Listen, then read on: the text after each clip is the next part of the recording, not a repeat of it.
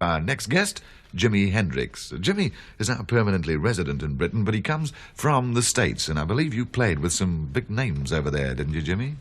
Well, like Little Richard, Isley Brothers, Wilson Pickett, Solomon Burke, Jackie Wilson, Sam Cooke. So why'd you break away?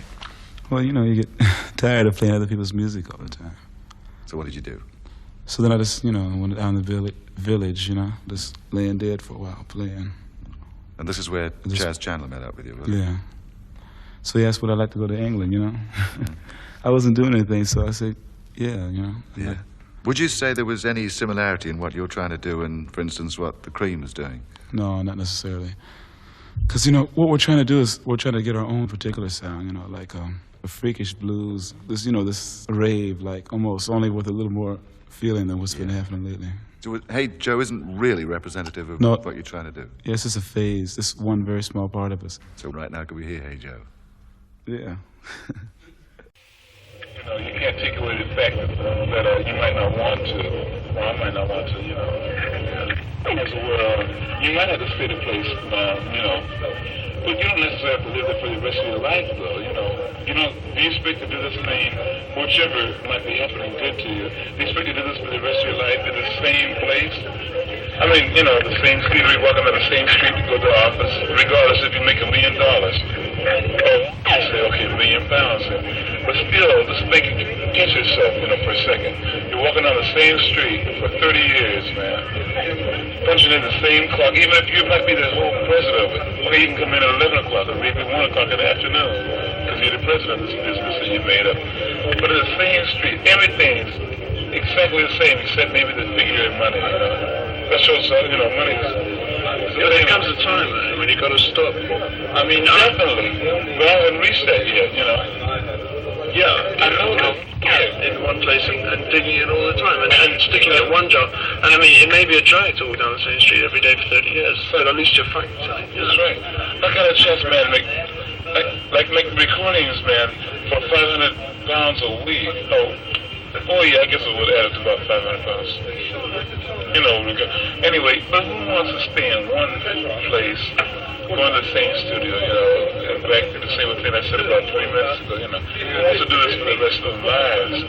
My life is something like that. If I got a gig doing 500 pounds a week and I get bored, I'm going to quit it, man, and go to something else, which might pay £3.5 a week, but I still might be trying to get into something,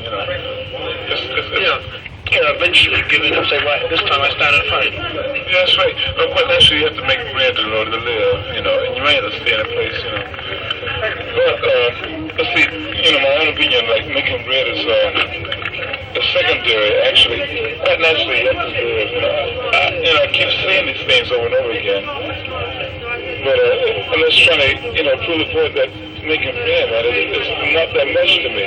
It's only the necessary things I need, like, if I see a pretty scarf I might want to get, I'll get it there, Or if I see a jacket, But as far as going out and saving bread until I'm 90, if I have a contract saying that when I get to be 65, I have so much money coming in, it's no thing like that, man, Because drastic places that I hear about, I gotta see, I want to see the North Pole, I want to see the South Pole, I want to see these mountains that they say they have in the South Pole, I want to see Moscow, and I want to witness a slight bit of pain of what I hear about, which might not even come about, because it might be all propaganda. But I don't want to witness for too long as where it's going to hurt me, physically. I want to witness.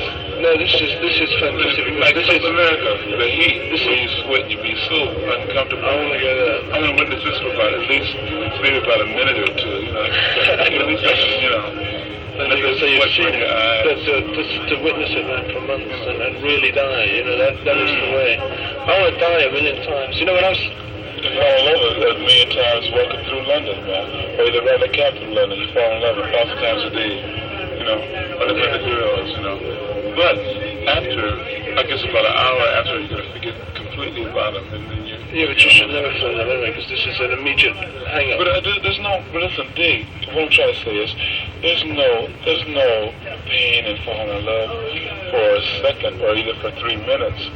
see, I take about average for a girl to walk somebody you might really dig by sight, you know. Walk from a department store to the bus stop, and you might be waiting for a red light, you know. It'll be quite about 3 times less than 3 minutes, another, you know. So there's no harm in falling in love that 1 second, you know. For the rest of your life, you can fall in love. Dig, listen what I say now. You see this girl, you say, oh, I want to marry her, you know.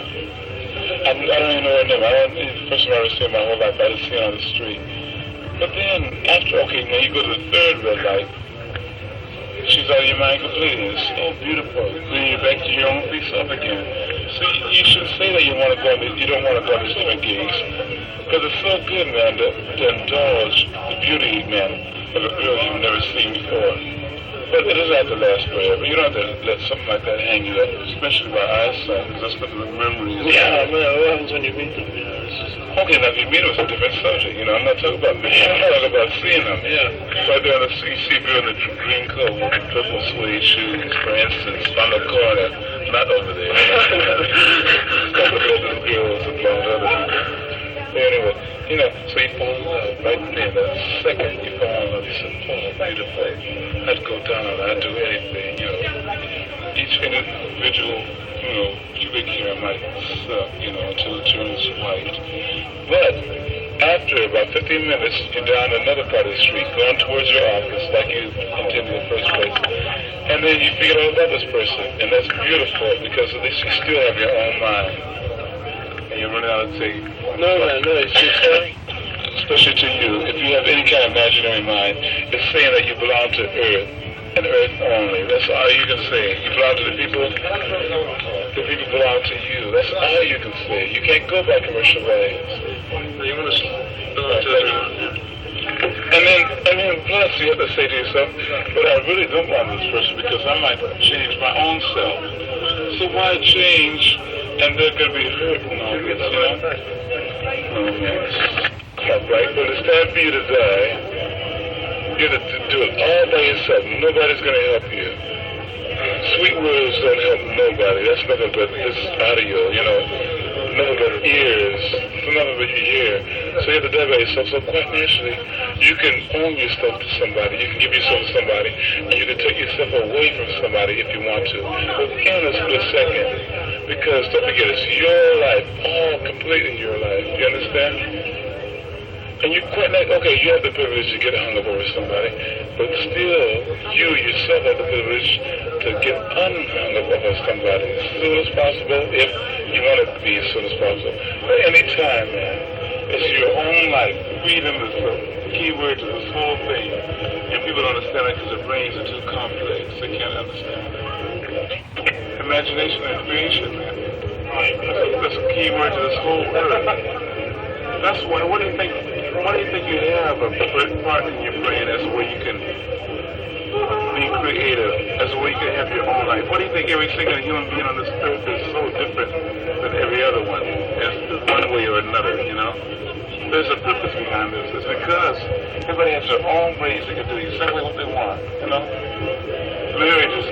Marriage and other artificial forms have even passed down to generation to generation. Say it's bad to make love to a girl with living across the other side when you've been going with another girl for 3 years. That is nothing but artificial rules. For instance, you know, it's a very elementary for instance that you can say that anybody would understand, right? Yeah. You know? Yeah. What do you need? I know what you mean. What do you need for someone to love you? Because you've got your own back. What do I need for someone to love me? Because I've got all my own self to keep me going. And the problem is, you get hung up about, You get hung up about the people that don't create because you feel that you want to show them and teach them something, and they destroy you because they kind of don't understand you. Because if you get too hung up on them, as a, you know, don't forget this. Because, you know, your mind is too way out for these, you know, the thing, it's like, okay, now we're talking about conventional people, right? You know, so, dig, don't be stupid, you are here, ain't you? Anyway, this came said as the voice of Christine, lovely Christine. Anyway, man, dig, it's a thing like, say anything, baby, even, Cute Mickey Mouse.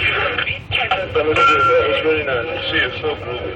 Some girls can be so sweet, man.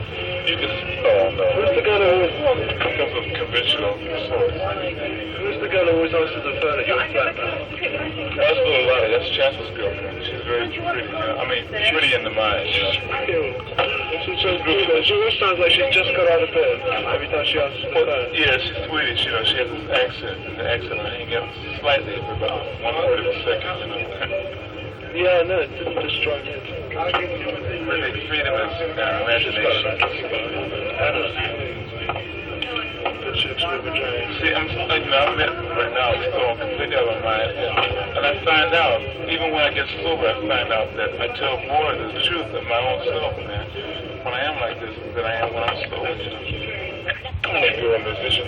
See, music and life itself goes together so closely. It's like a parallel that can run together like this, you know, very roughly. But it's still such a parallel, you know. But I don't see how people could. You know, it fascinates me, people that get through life without even beginning to play or understand music. People that never picked up a paintbrush, you know, people that are destroying things. Yeah. But the reason for this is that they might not know. But see, music is a form of life itself. And these people don't know. Like, some people could tell you, I don't know nothing about music, you know. Okay, they don't know about music, but still music enters their life some kind of way where they don't even know. But the way they think they're acting because of some other kind of artificial means. But relaxation, man, and music plays such an important part of their life. You know, they say, oh, well, I didn't remember classics, you know. They say it as if classic is not music. They consider it as something else. But music is nothing but imagination. Something from somebody's soul, man. Something from somebody's real heart, you know, that they can really express by notes. People, right now, she's expressing music by long hair, you know. You can write a song name, you know, for instance, 1 Mile Long or something, for instance, you know. There's different ways. Music is the whole life. People don't know, but they express the ways in music, even if you work in a bank. Music, man, can mean so many things. It doesn't mean necessarily physical notes that you hear by ear. It could mean notes that you hear by feeling or thought, or by imagination, or even by emotions. You know, that's all that is. That's all there is to stuff. I mean, is that all there is to you? Nothing but music, man. Life is that's all. Oh, see, you know, More of it is. I get surrounded by cats now, terribly destroyed by, lovely long hair. I am going to be a millionaire and I plan to buy myself huge cars. It sort of brings me down terribly. At the same time, I have a kind of idea that money is kind of necessary. No, yeah, quite naturally it's going to become necessary so you can do these things. But you don't base it around money. You base money around what you want to do, right? It's a thing, not like saying, by the time I get to be 42 and a half, 3 months and a half for my birthday, by the time I get 42, I plan to have £1 million in the bank. It isn't like that with me. I don't think it might not be like that with you, you know? It's a thing, like I say, instead of saying I'm on £1 million in the bank, I say, by the time I get 42, no telling what happens, but I hope I enjoy life, and I hope I can still remember the life I'm living now and that I did before, and between now and 42, you know? It's a thing like that. Money, why? Money is commercial. Human beings make money. I almost hate the human being as a certain thing that's making these beautiful ideas and commercial values like money, like real estate, like this and that, SOS, you know, same old stuff. See, human beings are so screwed, man. They're the most complicated animals on the earth. They're the most screwed up animals on the earth. But they're the ones who, you know, ruling the earth. Excuse me for, you know, mispronouncing these words. But, and just in case anybody can hear the guitar in the background, that's me playing in New York when I was starving. Anyway, just being like that, man. You can't let money rule you. You have to rule money the way you want to use it for your life, not use life for money. I got an interview on this tape, man, of 2 cats who say their talent is making money, and that's what they want to do. They want to make the money. Yeah. Okay, I tell you what. I want to make the money as where I can live, buy good balls, you know, and all the little curls fall out, and all the teasing and the hairsprayed, what do they call, whatever they think I do with my hair, you know. When all this shit falls out, I want to hope that money will help me together to do what I want to do in life, not my life towards money. nothing like that. Yeah, that's much better. I'm a really black woman. Listen, knowing that you can get hung over a girl and really get hung over a girl is so much of a contrast. It's so different, man. Like if I was hung over a girl, man, I'd be cracking differently, though I might be saying something, you know, that you could probably figure out, you know, it might be so beautiful, you know. But what really hangs me up isn't the girl, because, I mean, like, she's a great girl, she's having a good time, and as far as I'm concerned, that's really great. What hangs me up is my attitude that, I mean, look at me, man, she doesn't even sort of, when she says hello, and like, but she has no kind of, don't you think it's fantastic? Life deals with an extraordinary game of cards, man, that strangers can be lovers, but friends are hardly friends at all. Oh, beautiful. And it's sort of so strange, you know, that she isn't, and yet I would die for it, you know, and this is sort of inside me somewhere, and I can't understand it, and this is what hangs me up, not knowing, not understanding, you know. Well, like, oh, no, okay, like this girl I know named Christine, you know. Like this, you know, I know this girl named Christine, dude. And she's so beautiful, her mind is so together. But see, I don't even know what up to her, actually, you know. It's because of a thing that I don't know what it is. It might be a phase in my life, or it might be something else as where, not that I'm hoggish, but I want to have this freedom feeling regardless of what comes to me, good or bad, you know. And she's very, very sweet, you know. Like, we can be going together. It's so beautiful. But there's some things she doesn't understand about me, you know. But Dick, there's some things I can understand about her, but I couldn't explain my feelings, you know, like I want to be with her, you know, all the time, constantly. I want her and I to go to shows and all this, you know, and different things, just do different things. I like to take her anywhere I go, like South America or, you know, Canada, or regardless of America, you know, whatever it is. But then I might get stoned completely out of my mind, you know. Yeah, and then I also might go in this funny other bag that she might not understand. She might understand it, but I can suss through it that she might not. And that all human beings are selfish to a certain extent, you know. And I'm selfish to a certain extent too, to be, you know, this big. I keep talking about being free and stuff. But she just doesn't understand this. It might even last for 3 minutes. It might last for 5. It might last for.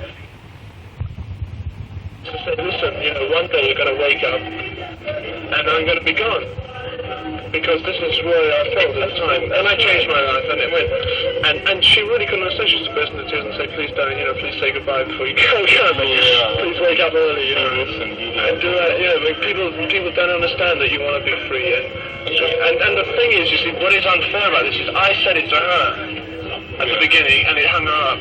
At the end, she left me and it destroyed me because then I become her and she becomes you know. Beautiful. Oh God, that happens to me so much. Like, okay, first of all, when you know what it really is? It's a thing like when you know you're gonna have somebody, just being very, very frank.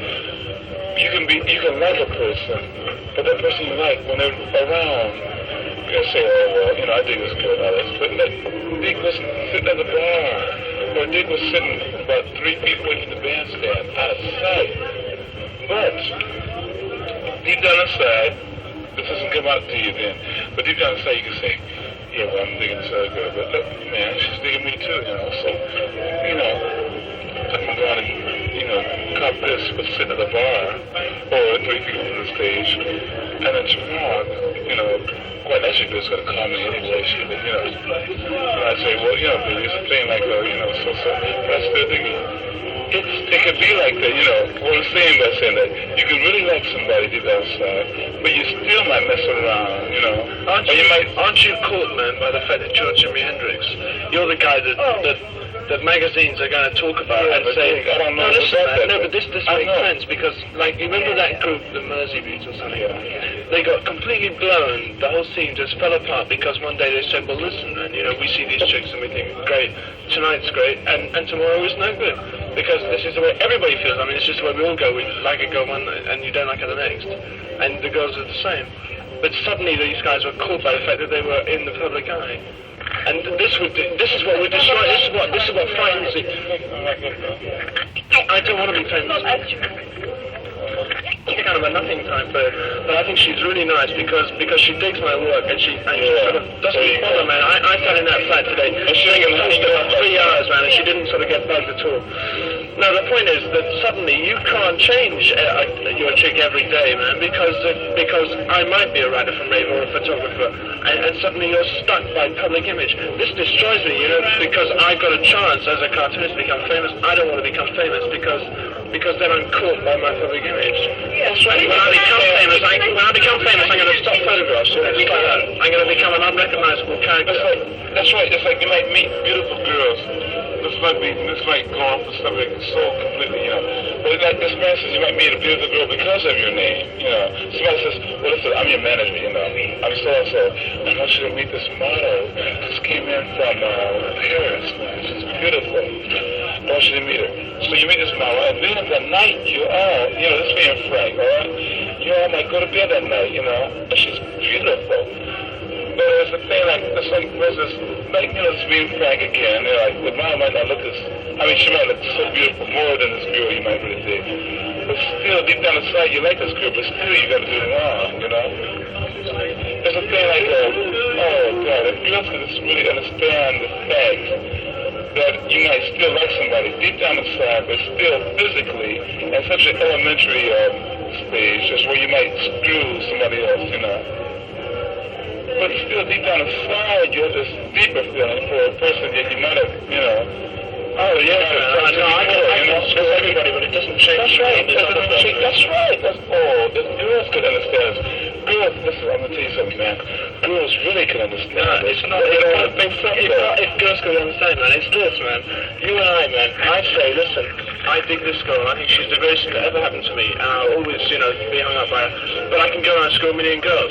But now, this girl, say, you like her. Now, you can go off and screw maybe 1,000 other girls and think, I still dig Christine. But what happens when Christine goes off and screws another 1,000 blokes? That's right, you're going to get you want to go want to choke her and do anything, you know, these ones. We are so much fun, man. I mean, we are so much up with the raw human rights. Basically, that's right, man. We got phrases like, it's a man's prerogative and things like that, man. It knocks me out. I think, man, yeah, it's like the whole world makes me laugh, man, you know, because, I mean, my cartoons, you know, just about people that make me laugh. Yeah, you know, Viv, well, anytime you want to come along and have a look, you know, believe me, you know, they're all there to look at. Which reminds me, man. Okay, well, listen, I just finished my time with something. But most of the time, if it's somebody I really like, I don't want to hurt it no kind of way. Regardless if you do the truth, you know, if there's somebody's liking you, you know, really truly like you, you know they're still going to be hurt regardless of how, you know. And don't take over 40, Christine, don't take over 45 seconds, please. The image, I don't want to do no beautiful Dave D image, you know, beautiful. Excuse me, Trump. Oh, man, I'm saying to the point of you, do exactly what you want, regardless, because this is your own generation, man. And if you're not going to live this generation the way you want to, you'll have no other ones to live, you know. She considers kissing as so much of a commercial bad that she's going to let it interfere with her own emotions. I mean, like a year ago, you were really nothing. That's right, and you know what? I might make I'll say in American terms, $3 that for instance, and I might spend it all. I don't think about, you know, the future, because money doesn't mean much. If I was very money conscious, I'd make my little $30, you know, and then put in the bank and all that. And then make $30 more from the way bank. After about 8 or 9 weeks, I have a little nice little thing coming up. Yeah. But I don't look at that. But I wish I could make more money. You know, like I did tonight. I got 5 bob left. You know, 1 round of drinks for all my friends. And I wish I could go out on a gig for $20,000 a week. You know, I mean, not a week, but $20,000 a night. Anybody wishes more money. But deep down inside, You don't really want to be a millionaire. Oh, no, I don't want if you make the money, if you do, mess around and make that much money, it's because of you yourself, and you don't have to give it away to nobody if you don't want to. See, there's so many contradictions. See, but I do, man, because I only, I don't want to make money because of what I can buy for myself. I want to make money so that I can buy things for everybody else. Right, that's what I put myself doing, man. He went to Manchester. Okay. It's a maniac, man. I can make money and, it's beautiful. It knocks me out that, yeah. So I record this. Made love to him, haven't you? There you go, make love to Phil with plastic rings. Kiss the lovely now. I kissed Eric Clapton. I kissed him. No. I kissed the so good in England. And like he come back telling me things like saying, well, they don't look at too loud and all that. But gee, when people you go there and you try to They don't like it, man. Why should I? No. Here's exactly like this. I'm telling you the way my interpretation is. Like, you're saying exactly in the same words, but your own interpretation, right? So they just said, well, dig, this guy, he goes over there and the little teeny bops with the little purple and red skirts on, and if I really hear this, they say that they're playing too loud, but so what? They're not digging what he's playing loud, But dig, they're gonna dig it, man. It's a thing like oh God, things are so happy so much around me at this particular moment. Like What you're going through now might in actual fact, without you knowing it, just be a phase, I mean, your set of values now may not exist in any way in the next, within the next 2 years. They may have changed so completely. They changed in the last 2 months, man. Yeah, that's true enough. But at the same time, man, don't you ever stop and think about what's going to happen when you're 45? No, of course not. Because some bird, he's getting hungover, man. He's scared that by the time he gets 45, he might not have no bank. No money in the bank. That's right. You see, man, this thing as a kid, but what it makes me think about is it's like Youth is an incredible thing. It's a thing like nothing else. but it doesn't last. No, of course not. And then when it stops lasting, your values will be different. Then you can work out what you're going to do then. But I mean, it's a sick thing to be a young guy and worrying about what you're going to be like when you're an old guy. Really, you're right. Because sooner or later you're just going to say to yourself, right, I'm not young anymore. And you'll say that simply because you don't dig the things that you done when you were young. Then you're going to set up new values. Yeah, that's right. Yeah. And you'll be another man. It's just you'll be an old man, but you'll be. But all you're going to do, man, is a quote. So is Jimmy, man, is grow a new set of plastic wings. This is what destroys me. I want to put on real wings now, because if I don't like flying with plastic. Don't tell you that. If he tells you the plastic wings in me, then No, he's not saying it about me, man, but I say it about me, that I have plastic wings, and I don't want to keep on going for plastic. Okay, you don't want to. Listen, you don't want to keep on doing this, right? But then you might have to a certain extent until you go out of the feeling, But, things, like they say, okay, you don't only live by memories. The things you're doing now, that's the only way you can live is now. Like if you feel like saving 50 quid, all of a sudden if you get paid 75, then you put it in the bank, By the time you get an old man, just like you said, man, your life changes, And you might get different ideas. But you start then, man. Listen, man, I was terribly worried about something which you should never think about. That's growing old and what you're going to do. I'm not sure. And I never feel any different. I never have. Why? Maybe all the time you're talking about living for the... I live in a world that is created around which you are safe. And you're living for the next 6 hours, and you're not. You should thinking about... I think I used to, man. This is when I was on the road, which is the real me, and I wish I could be back. But like my old man, is kind of knocking off 54, so disgusting like that. And he reckons my life is going to begin when I retire at 60. He's going to flog everything, get a 2-seater Thunderbird, and roam around the world with his wife. And they got all these friends all mapped out that they're going to visit. They're going 2 years.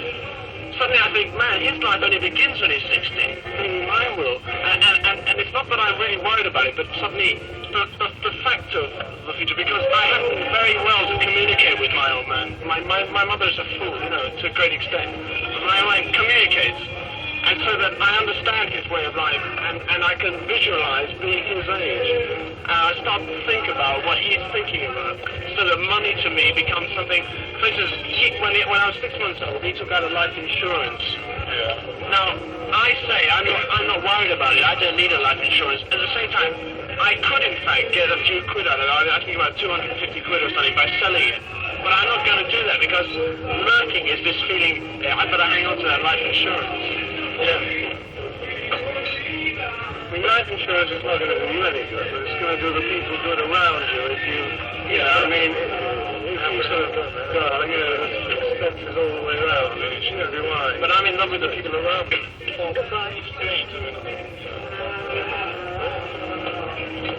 Man, and I can, you can figure your own things out, but you're not going If I can't hang you up, then why should I bother to try? You want other people to feel down. Sure, of course I do, man. What am I? I'm not Yeah, that's right. doing that, Okay, I right? can feel I feel down, but you would never know. You often say, damn, I should hate that. If you want, just anything, man. Yeah, all right, I want you to be real. This is the way I live, this is my philosophy. Everything I do is affected by my philosophy, which is completely fundamental. It's just simply a matter of doing what I want to do when I feel like doing it. How long do you reckon the cream will go on?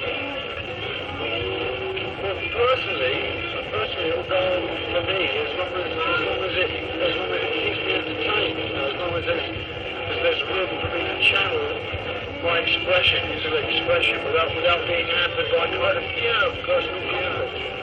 But this is your value. I don't think of, did you finish with Mayo? You I can't help. I split because I mean, it was a nice thing to do, but really it's an archaic scene because all we were doing was just kind of reconstructing the blues of the 1950s. But you led to a very special reconstruction. I listened to you see a lot there. It didn't seem to come to an end. It didn't seem to be complete. I can see you leaving the Yardbirds because that makes sense. The stage you're at, there was nothing more the Yardbirds could say that you could say anything to it. But you haven't finished with me. You certainly haven't finished yet with the Cream, and I expect that to go on as you. Yeah, well, you see, the thing was with Mayo that really was. It wouldn't finish because it was one facet of my musical personality that being a straight blues guitarist, which is only one facet of my musical ability, But you had something new to say there, right? I mean, yeah, it was in that channel, but I mean, it wasn't. I was kind of like playing the way Mayo wanted me to play. Oh, I didn't know that. In a way, I mean, I wasn't putting everything of what I could do into it, which I am now. There's a beautiful LP actually, which you turned out. Mail and which really said something new to me. I mean, I loomed off, man. I disappeared for the summer What work. you've got to do, man, is listen, get as many Chicago blues records as you can when you're all there, Because, I mean, it's just like Chicago moved to England as the first something that goes to the John Mayall Blues Band. They don't do anything to blues. Chicago moved to San Francisco, actually. No, I don't think so. San Francisco, actually. No, I don't think so, no. No, I don't do too many San Francisco groups anyway. Yeah, maybe that's true. I think the best groups are in England at the moment. I see these people in San Francisco, perhaps I'm unfair to them. I see them as changing my life and changing your life and your music. I think that. To that extent, in Chicago, but There is incredible influence coming from San Francisco, but it isn't the radio that is very far. It's not at all musical, it's more sort of philosophical, that's the main influence that comes from San Francisco to me. That is, just the philosophy is changing, so all their kind of artwork changes a step behind that. I don't necessarily think that what happens today is more important than what might happen tomorrow. It's just that I can only deal with 1 minute at a time, I can only deal with what, I can only deal with this situation now, step by step. It's hard enough for me to deal with that. But if I was transported in any way by thought to tomorrow, I would, sincerely, if I was thinking about tomorrow at all, I wouldn't be able to speak to you now because I'd be just somewhere else. Yeah, but that's an attitude, I can give you an attitude, and that is optimism. I just, the sort of rosy view of how it's all going to turn out, that's all I need, I don't. much is being pessimistic about what might happen today and optimistic about what might happen tomorrow, right? Yeah. Except they have to be pessimistic about something which is actually going wrong anyway. I mean, because life minute by minute is a fucking struggle, you know. I mean, you don't have to be pessimistic about it. It's a hard thing. I mean, the only thing that makes you think it's worthwhile is the fact that, okay, things will be better, you know, soon. Yeah. Sure, because that's just like kind of having a rebellious streak which everyone has got. It's just like saying that, you know, I say to you, I don't like your fucking long hair, you know, and then so next day you grow, you know, you do your best to make it grow a little more, you know. It's just the same thing. It's just, if someone puts me down for what I pray one night, the next night I'll make sure that they won't ever put me down again, you know, just by playing so well, you know. But if somebody says to me, I'm going to make a lot of money, then I don't believe it. Do you believe you're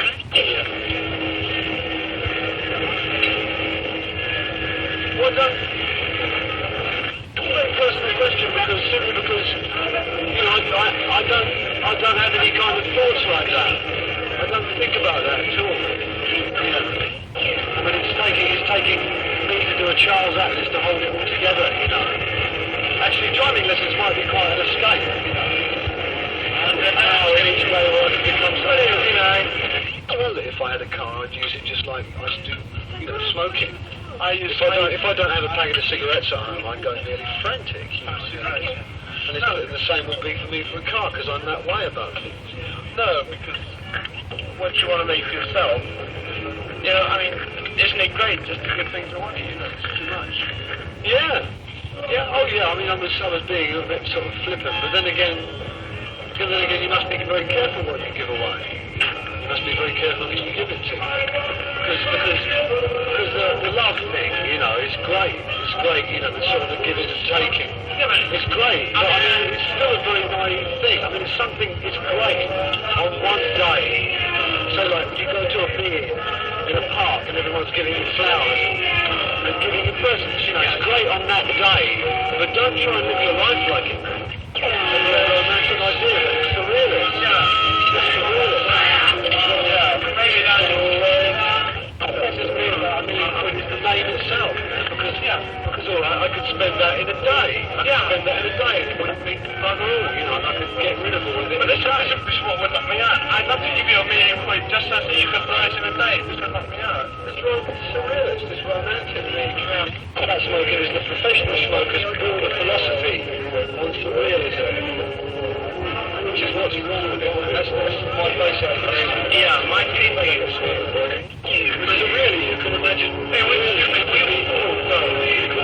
can expand your whole life.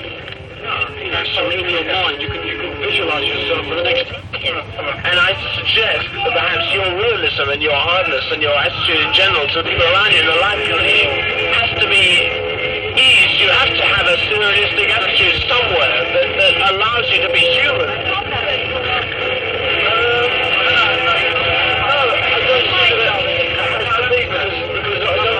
I don't wish to be anyone else. Okay. And I don't see. I actually see that I've done damage to another person. You know, I don't. Apart from that, at any other time, want to be anybody else. I don't want to be any different for any reason, except that now and then, you know, I tread on people.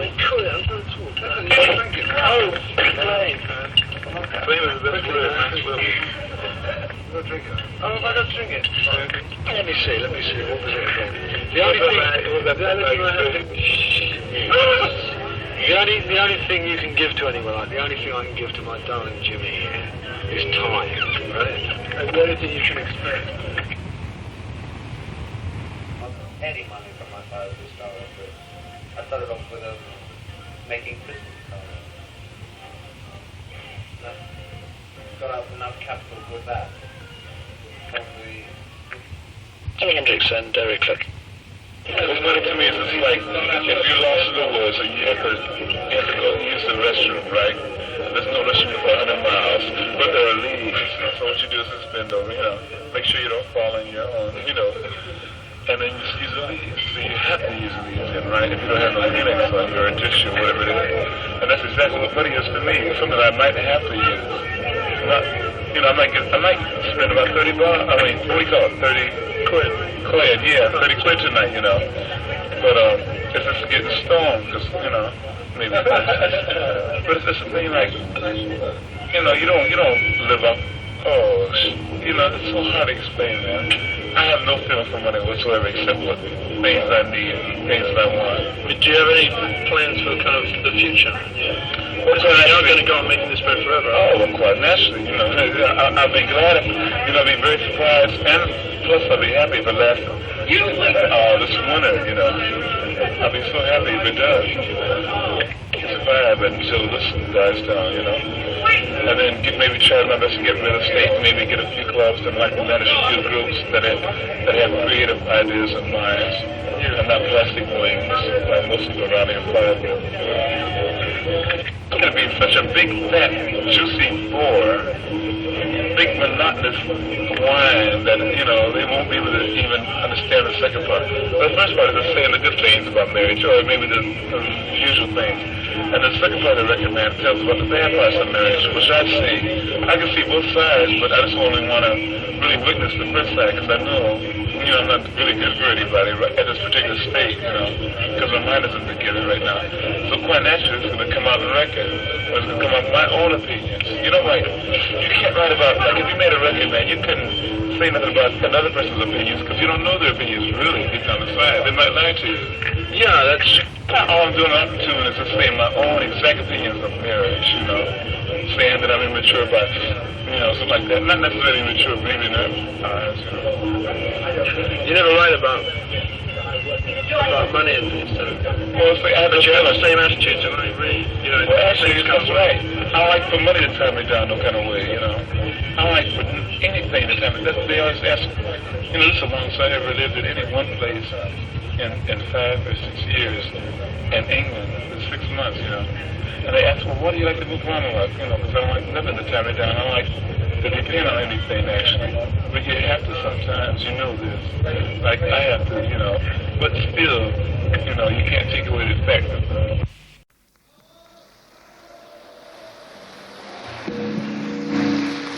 Well, people in England know him, so I can tell something about him in German.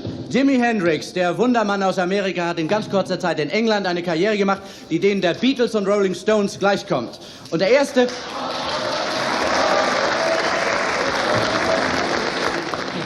Ihre erste Schallplatte war auch gleich ein Hit und hat sofort die Rolling Stones von der Hitliste verdrängt. Hey Joe heißt sie, einige von Ihnen werden sie kennen. Well, Jimmy...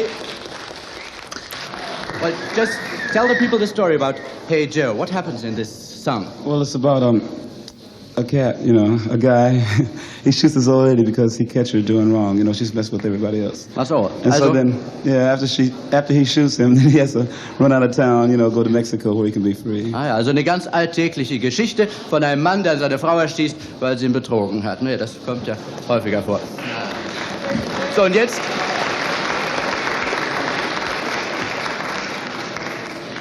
Jetzt steht der Bassgitarrist Noel hier neben mir und den kann ich...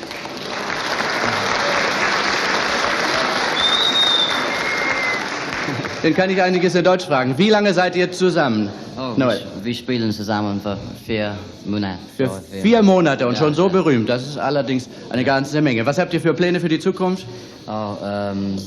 Nächste Woche in England, wir machen Television und dann wir machen eine Tour in England mit The Walker Brothers und dann nach Schweden und France und dann vielleicht nach Amerika. Ah ja, und hier seid ihr jetzt im Starclub zu hören, 3 Tage lang? Ja, wir spielen bis Sonntag. Bis Sonntagabend. Starclub. So, und jetzt 10 Minuten lang die Jimi Hendrix Experience.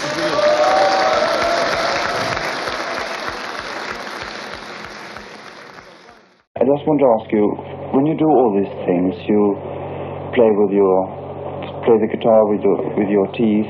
Is that by inspiration only? You know, if I feel like putting the guitar down and stepping on it, you know, I'll do it if I feel like it, you know. Have you done that? Oh yeah, you know, we go around, you know. There's so many different things we do, and nothing is never the same each night. Even if it's a bad night or a good night, everything's always different because it's more improvised. You know, we're almost like a free free feeling, free feeling. And everything we do, like playing with our teeth or with our elbows and all that, it's just like because we feel like it right that particular moment. You are supposed to be something very new and very fresh in pop business. How do you feel about that yourself? There's so many different outlets, we have so many different things. Like Hey Jules, it's one little, about 100, of our feelings. We like it, that's why we recorded it, But we have so many different other sounds, that we just barely begun. I was playing behind different acts, like what is it, Little Richard, Isley Brothers, and some shows with Tina Turner and Hank Ballard, Chuck Jackson, the regular top 40 R&B. And you get kind of tired of playing the same songs all the time. And so I was just, went down to the Village in New York, Greenwich Village, and they had a little group together down there named the Rainflowers. And then we changed about 1,000 times, And then Chas came down one time because they was playing in Central Park Festival. And they came down and heard us and asked if I'd like to come to England, So I said, yeah, yeah, I'd like to come. So we came over here, Did you believe, when you got into the studio first, let's say like Hey Joe, you got into the studio, were you sure that this is going to be a smash record? Yeah, well, Chas was sure, but me, it's the first time I ever tried to sing, on a record, actually, People who've been watching you on stage, they say you put on a tremendous act. Unfortunately, I haven't seen you. This I have to do to a later point. I hope I get a free ticket someday. I can't afford to. Now, what do you feel? What is going on once you hear your music and once you sing? Are you putting on an act, as you say, or do you feel these motions, what you do with your hands or feet? Or Well, yeah, quite naturally you have to feel it, or at least, we mostly feel it, Because, like, if you see our show, for instance, once every night for about a week, it'll probably be very different, Probably, because it's a different mood you might be in, and the way the music might hit you, it's very, very emotional, like. Okay, we're gonna listen to 2 minutes and 35 seconds of some music. Musical request is on your side. Wish yourself a record. Which shall we play? How about 51st anniversary? Very good. 1, 2, 3, 4, 5. My name is Otto Schulz and I'm a Schlagober. Something like that, Right. Hello, fans. My name is and so forth. Okay, right. Hello, my name is Mitch Mitchell. I'm the drummer with Jimmy. Now, Mitch, can we have your background story? Where were you born? Yeah, I was born in London. And you want to know about the music scene? Yes. Do you speak any Cockney?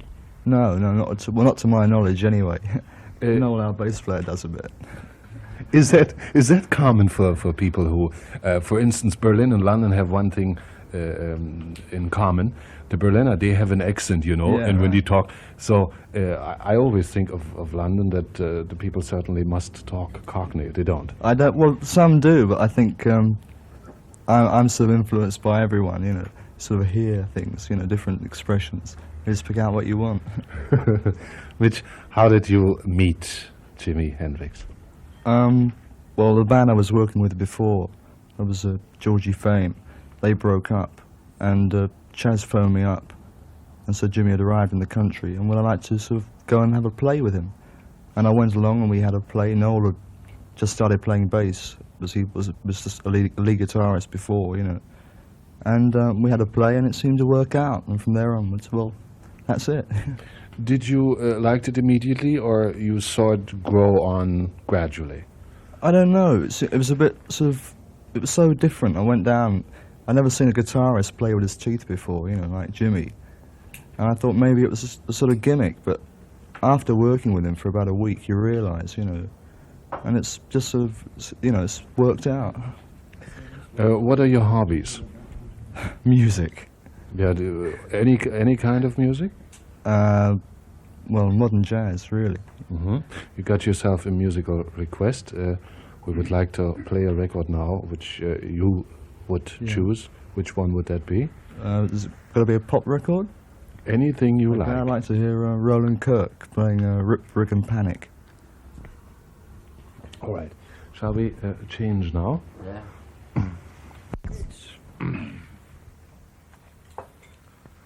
The great sounds of Roland Kirk. Hallo fans, ich bin der Bassspieler mit der Jimi Hendrix Experience. Mein Name ist Noel Redding und meine Geburtstag ist 25. Dezember 1945. How come you speak German? Oh, I played in Germany for a year before I joined Jimmy with another group, you see, in Frankfurt and Cologne. So this city is nothing new. Oh, no, It's not nothing new to you. No. Now back to the experience. Where and how do you meet Jimmy? Well, I was wandering around London with nothing at all. I heard there was an audition going on for the New Animals. I was a guitarist then. I went down there. I played the With the Animals? Excuse me. Yeah, the New Animals, you know. And I went down there, and Chaz was there. He said, "Can I play bass?" I said, "No." He said, "Here's a bass." So I played it. I got a job.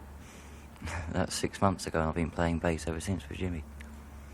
And you gladly took this chance to change. Oh, yeah. Are you really satisfied? Oh, yeah.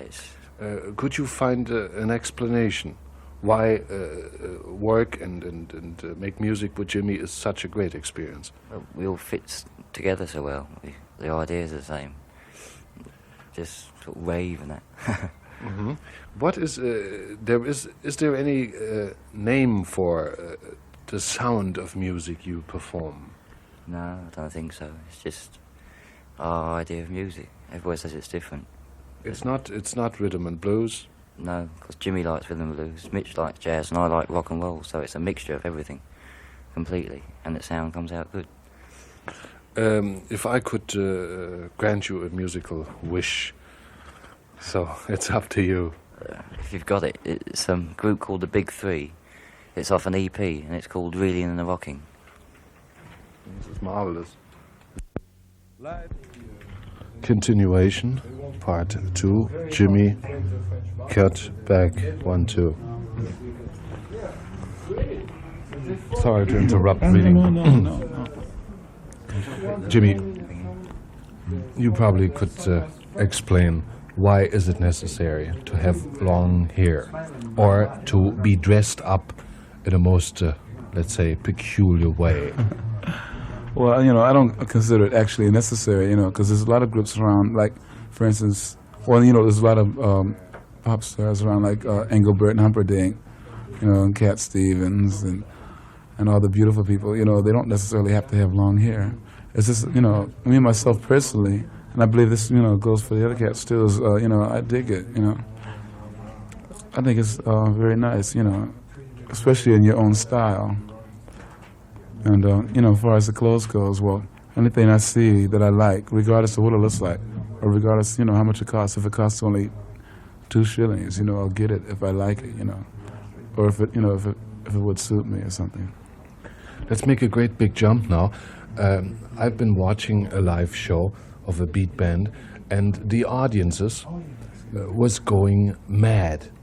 How do you explain this feeling? What if I would ask you, what is going on in these kids at that particular minute?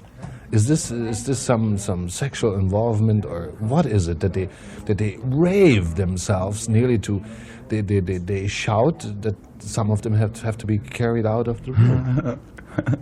That's beautiful, I think, you know.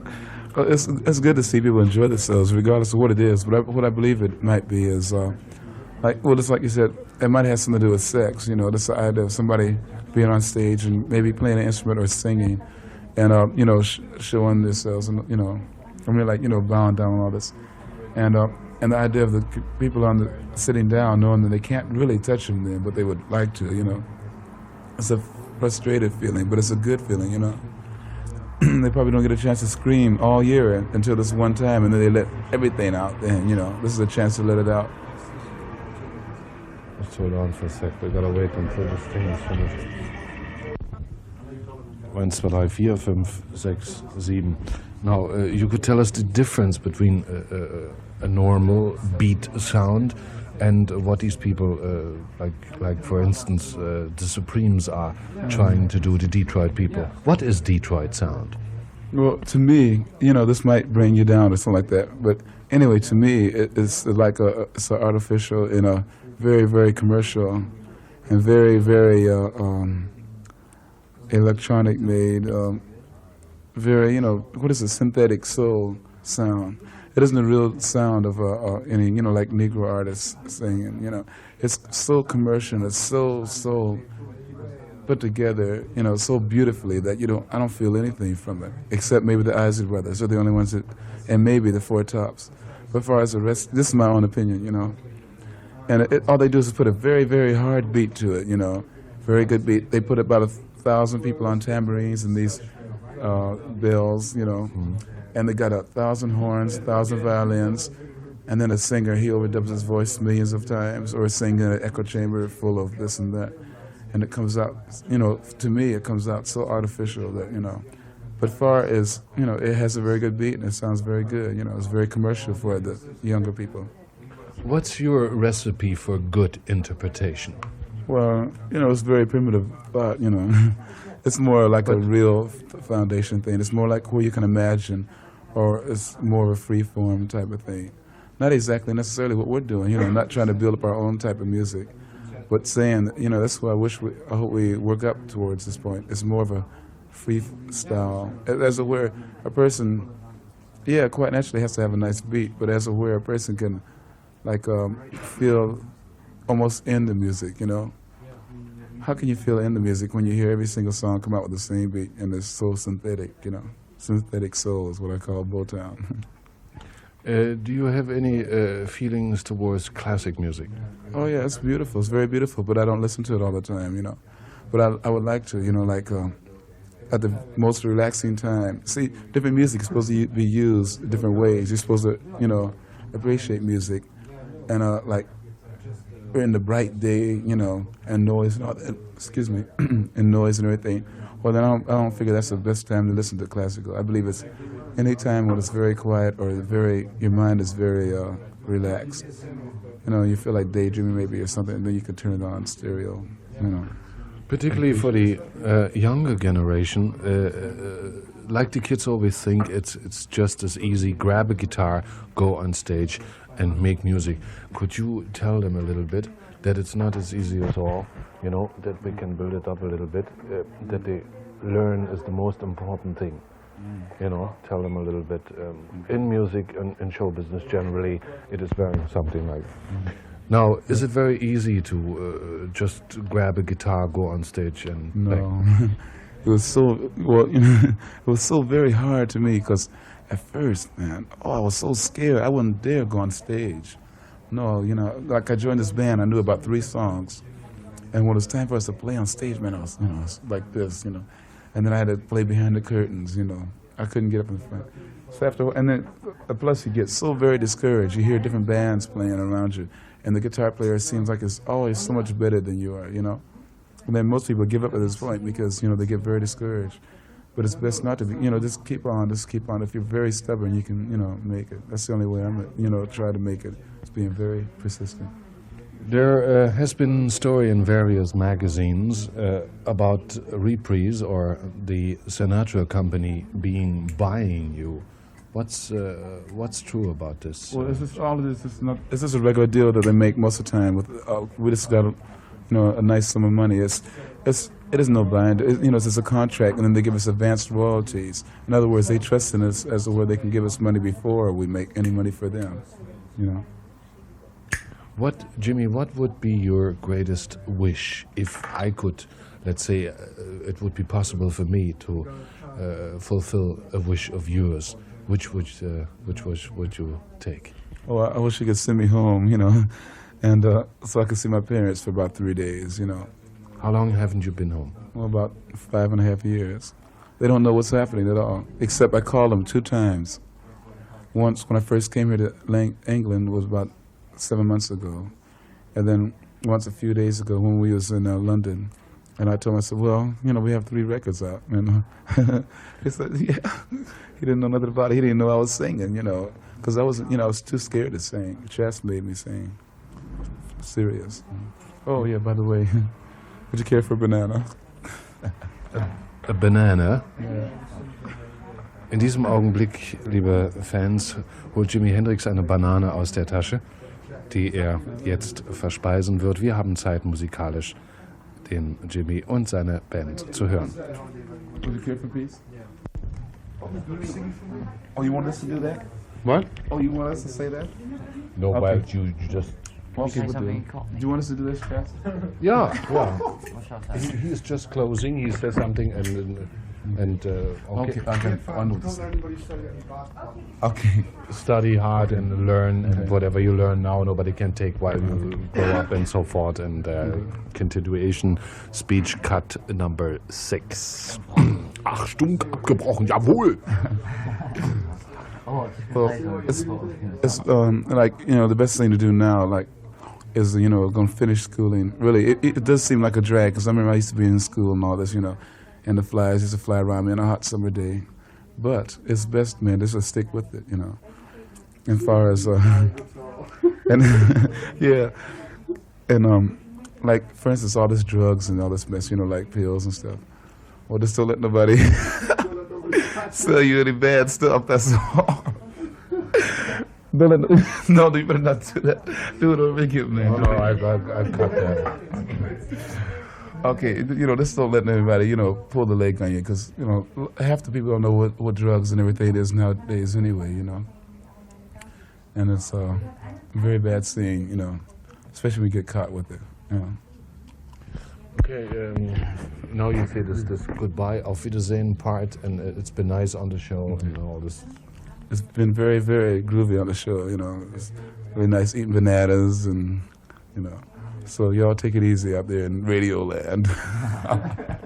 You say goodbye, auf Wiedersehen, Jimi Hendrix. Goodbye, auf Wiedersehen, Jimi Hendrix. Okay. How about Lou Redding and Queen Bee over there? Hurry up.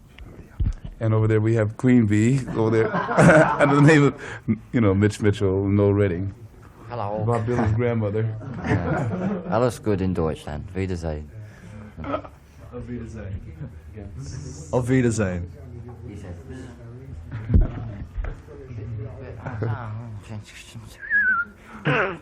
What? Something, anything. I'll say something in Cockney. Hello. No. Yeah. Wiedersehen. Yeah. See you later, Tater. There you go. Are you a freak movement? Well, not necessarily. It's actually, we just bumped up against this sound accidentally, actually, because what we're doing is this playing now together and seeing, not necessarily caring which way we go, you know. And it's just, actually, we bumped up against this freak thing accidentally. I like it, me. You know, I like certain things. I don't know about all the psychedelic things, because I don't call it psychedelic when you're shining beautiful, pretty lights and singing a song, Johnny Be Good, you know. I don't call that. What I call what would you call it? Well, okay, for instance, like on a tune that is on our LP, like Third Stone from the Sun, you know. It's a tune that's completely imaginable, you know. It's just nothing but this pure thought, you know. What we're doing now is more of a progress thing. It's more of a imaginary type of music, like, you know. But blues-based? Well, I don't know. It's hard to say. You'd have to hear it, though, before you know, you have to use your own opinion. Welcome to Sweden, Jimi Hendrix. Well, and congratulations to your great success out here in Stockholm. Thank you very much. What about the stage, by the way? Oh, yeah, well, it's like Owens played it yesterday, you know, who was at Temple Gardens? Yeah. Well, you know, the PA system was very bad, and the audience didn't really help us too much, you know. It's tough out there. Yes, you know, they didn't help us too much, but I think it was all right later on. And the second job we did later on that night was very, very good. I suppose you would feel much better to work indoor, like, for example, when I've been watching you at the Savile.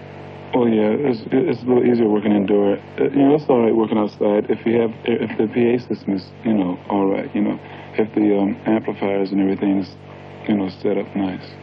What about the effects of lightning and things you can use indoor in a place? Oh, yes, it's better. Like, for instance, at the Savile, you know, we used song, I had this gadget on the guitar that every time I hit a certain note, you know, the lights would go up, you know.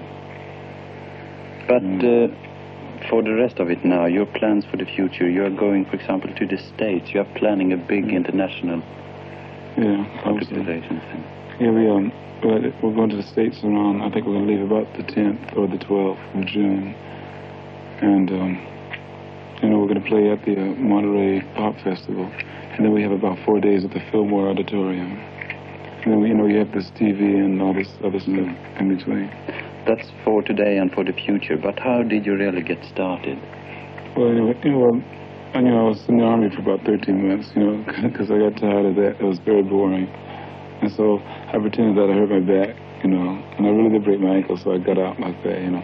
And so I started playing around all over the South. You know, we had a band in Nashville, Tennessee, and I got tired of playing in that because, you know, they don't want to move anywhere. They just want to stay there.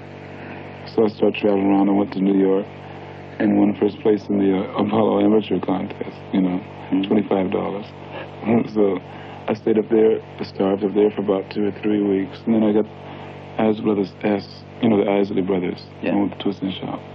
Asked what I like to, you know, play with them. So I played with them for a while and got very bored, you know, because you get very tired of playing behind other people all the time, you know. Yeah, you got to keep to the routine of the act. So then I quit them in Nashville somewhere. And went with this guy who was on a tour with B.B. King, Jackie Wilson, and Sam Cooke, you know, and all these people, Chuck Jackson. So I was playing guitar behind a lot of the acts on the tour. And then I got stranded in Kansas City because I missed the bus, you know. So I was in Kansas City, Missouri, and didn't have any money. You know, this group came up and brought me back to Atlanta, Georgia, where I met Little Richard and I started playing with him for a while. How long about? Oh, I guess I played with him for about 6 months, I guess. About 5 or 6 months. And I got tired with that, you know, I played some shows with Ike and Tina Turner. Then I went back to New York and played with King Curtis and Joy D. And I was playing, but all the time I was playing behind these different groups. And I played with this little rhythm blues group named Curtis Knight and the Squires. And I made a few records, you know, arranged a few songs for him. And I just got tired, man. I just couldn't stand anymore. So I just went down to the village and got my own little group together named the Rainflowers, you know. Yeah. And then we had 2 names, the Rainflowers and the Blue Flame, you know. Any one of those names was all right, you know. So, you know, then I was going with this girl, you know. I had this girlfriend from England that I met in one of the clubs in New York. And she told Chess about me because Chess, you know, the Animals were playing in Central Park. So he came down and heard me, you know, and asked would I like to come over to England and start a group over here. Over to England, I said, yeah, you know. So I come over to England and meet Mitch and Noel, you know, Noel Redding, the bass player, and Mitch was the drummer. You know, we put our own arrangement, or, you know, we got it our own way and did it. Actually, you just didn't pick up those 2 guys, I suppose. They played somewhere else before. Yeah, Mitch Mitchell, yeah, he used to play with the Georgie Fame, the Blue Flames. And Noel Redding used to be in a group named the Loving Kind and the Burnett's. You know? And he used to play guitar until he came down. You know, he came down for the audition for the New Animals with his guitar, you know. And Chess asked him to play the bass. Try playing the bass, you know. So he's been playing bass ever since. And it's worked out, you know, perfect. And Mitch, he's about the best out of about 20 drummers we heard, you know. I suppose before you really recorded Hey Joe, you did a lot of club jobs in London. No, we didn't do too much. You know, I couldn't work too much because I didn't have a work permit. So what they had to do was line up a lot of gigs. So when I did one of the first jobs we ever did was we had about 4 hours practice. And Johnny Halliday asked, would we like to come to, you know, play at the Paris Olympia with him, and we did. After being together only about 4 days, and after having about 4 hours of practice, you know. And so, you went there and... Yeah, so we came back, you know, we recorded Hey Joe around December. You know, but we couldn't work too much because of the, you know, I had to get enough jobs to have a long work permit so I could stay in England longer. And then things really started to happen, and really you found another song. You didn't find it because you wrote it. Yeah. All the other ones, you know, on the on the new LP and you know, the last 2 records I wrote myself. You know, we write all our own stuff now. How do you get the ideas of songs? For example, like Purple Haze. I don't know. Some people say it's a bit of Dylan in some of your lyrics. Well, if you think of Mary with the traffic lights turning blue, and well, do you think that's right to compare you to Dylan in that? Well, you know, whatever they want to do, you know, because I don't know who I seem like, you know, because I've been living with myself for about 21 years, so I don't know really, you know, so. You know, I don't care who they compare me with, actually. But when you write a line like that, for example, I don't think you've got anybody else. Deep meaning behind it, or is it just? Well, like the traffic lights turn to blue tomorrow. That means like tomorrow everything's going to be, you know, blue. Blue means feeling bad, you know. In other words, like first, if you do your everyday things, like go across the street or something like that, instead of the traffic lights being red and green, will this be blue? Because you know. In your mind, yeah, because it's just another story about a breakup, you know, just a girl and boy breaking up, that's all. And, you know, you just say one thing and, excuse me, like you say something like that, but you mean, you know, you just mean something else, you know. There's no hidden meaning, it's just the way you say it. You just express the words. What would you call it yourself? I don't know, this is a slow song, that's what I call it. A slow song. And slow, quiet. You got an LP for release in Sweden in about a week's time. Yeah, I hope so. His name, Are You Experienced? And, you know, it has about 3 or 4 different moods. It has a little, you know, rock and roll. It has about 2 rock and roll songs, which you can call rock and roll, you know. And then it has, maybe, you know, it has a blues. And it has a few freak out tunes, you know. You're not playing psychedelic music anymore. Yeah, there's 1 or 2 in there. There's the one named Are You Experienced is one. You know, that's the name of the, there's a last track on the LP. It's like a, you know, imaginary, free-form song where you just use your mind, where you just imagine with your mind, you know. And this other song named Third Stone from the Sun, it's completely imaginable, you know. It's just about these cats coming down and taking over Earth. But then they find out they don't really see anything here that's worth taking, you know, except for chickens, you know. And this thing about Transylvania and... what do you mean, like vampires and all that? Yeah. Oh, that isn't nothing like that. It's just like, you know, the Third Stone from the Sun, it lasts about 7 minutes. And it's instrumental on these guys coming from another planet, you know. And Third Stone from the Sun is Earth, you know. That's what it is. You know, they have Mercury, Venus, and then Earth. And they, you know, observe Earth, you know, for a while. And they think that the smartest animal on the whole Earth is chickens, you know, hens. And so they just, you know, there's nothing else here to offer. They don't like the people so much, so they just blow it up at the end, you know. So you have all these different sounds. But all of them are made from this, nothing but a guitar, you know, bass and drums, and then slowed down voices, you know. Tell us one thing. After watching you, for example, the sound for the introduction of Wild Thing, the plane crash and all what you can describe it like. How do you really get that sound? Well, it's just, you know, I just turn the amp up very loud, and it's mostly feedback in the way you control the knobs. And the back, because I play a Fender Stratocaster guitar, you know, and you can take the back off, a little small plate, and you can tap the springs. There's little springs back there.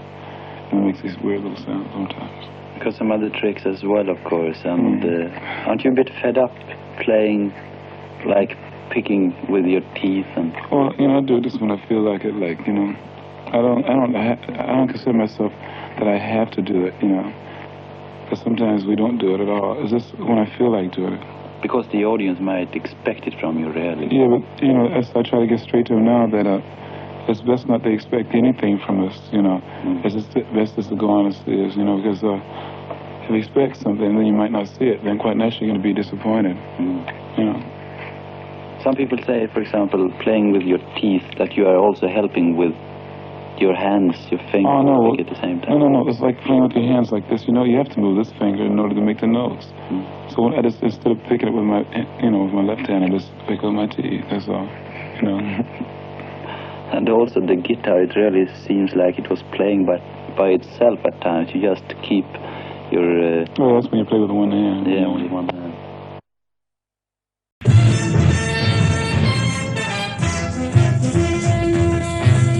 This is the In Sound, presented by the United States Army.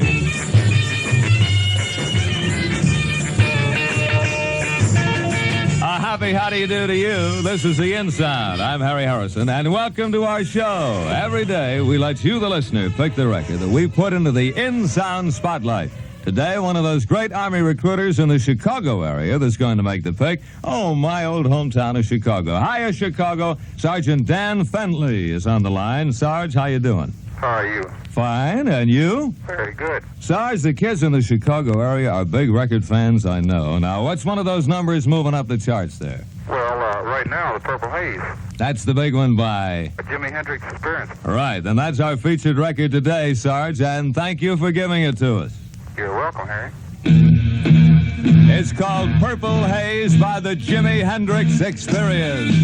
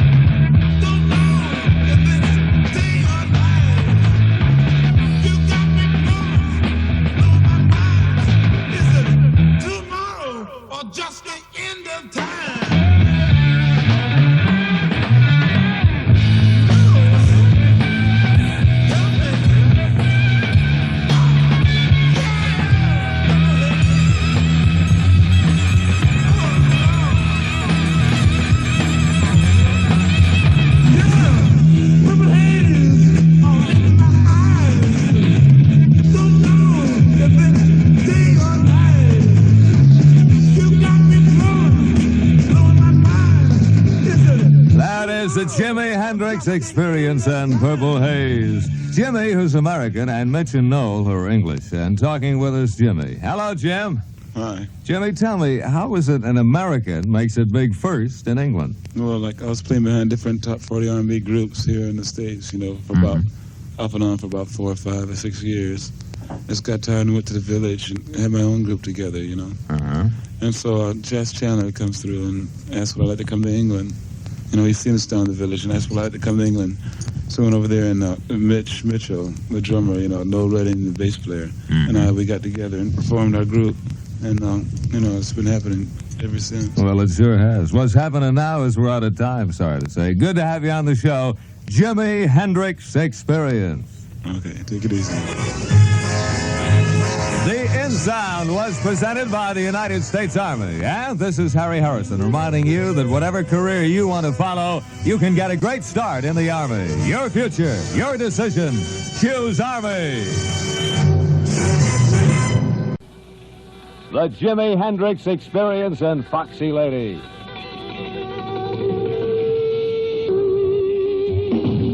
Oh, look out, Jimi Hendrix Experience from England with their latest hit here in America, Foxy Lady. Acting as spokesman for the group today is Noel. And Noel, welcome to our In Sound show. Oh, thanks a lot. Great. Noel, what would you say has most impressed you about the United States? The weather, I think, in the West Coast is fantastic. The heat, of course, it's cold in England, and we love it. We've been in and out of pools all day. That's all we did. Me and Mitch, that's all we did all day was swim and sit in the sun. Oh, stop it, Noel. That's enough. You're making me very jealous for some of that sun right now. Good to talk to you. So long to the Jimi Hendrix Experience. All right, thanks very much. See you soon. The In Sound was presented by the United States Army, and I'm Harry Harrison, reminding you that if you qualify, there's a career in the field of your choice when you enlist. Your future, your decision. Choose Army. Hello, hello, hello.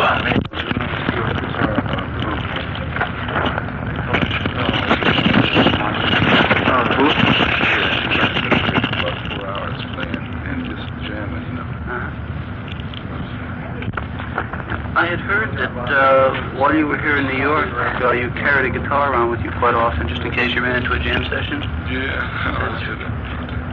Did you find any? Oh, you mean since I've been here? Yeah. Yeah, the police came and broke it up. It was down on 29th? Oh, no, it's down on 26th Street. The police came later on. Any musicians with any reputation, or just guys you've known before? Oh, there's some friends, you know. Little Charlie. You know, he's always something like that. Yeah. Do you think if you had sort of presented the same kind of act that you did in England over here in America, it would have had as much impact? Probably so. What was doing in the village, like, was this, you know, is this, like playing just to survive, you know, we didn't have time to look around, you know, try to get nice little gigs, you know. And before that, I was playing behind other people, so I wasn't really trying, you know, to do anything. What sort of, you know, gave you the idea for going out on your own the way you did? Well, I don't know, you just get tired after a while, you know. You just get tired of being in the background all the time. What's the reaction been so far? Have you done the Monkees concert yet? Yeah, we did about 5 I guess about 7 of them now. What kind of reaction is it? Oh, it's just, you know, sometimes they don't want to know, sometimes they do. It's all right, though, you know, it's just, we're just being exposed right now. Yeah. The only hang up of that is that they don't advertise nobody but the Monkees. And nobody, they don't even know that you're going to be on the show unless, you know, they come to the gate right then and see you. Which is very, very bad seeing, I think. Yeah. Too much at all, you know. Yeah. Regardless of whose tour it is, you know. Right, yeah, I think the other people on the bill deserve some credit, too. Yeah, they should at least mention the name. You know, it only takes about a third of a second to say somebody's name. Right. Well, I know your performance at Monterey, was setting the guitar on fire and everything.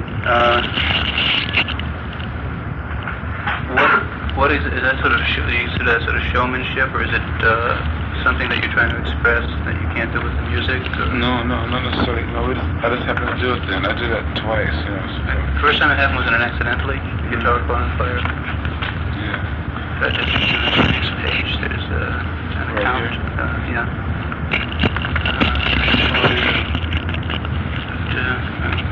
Girl.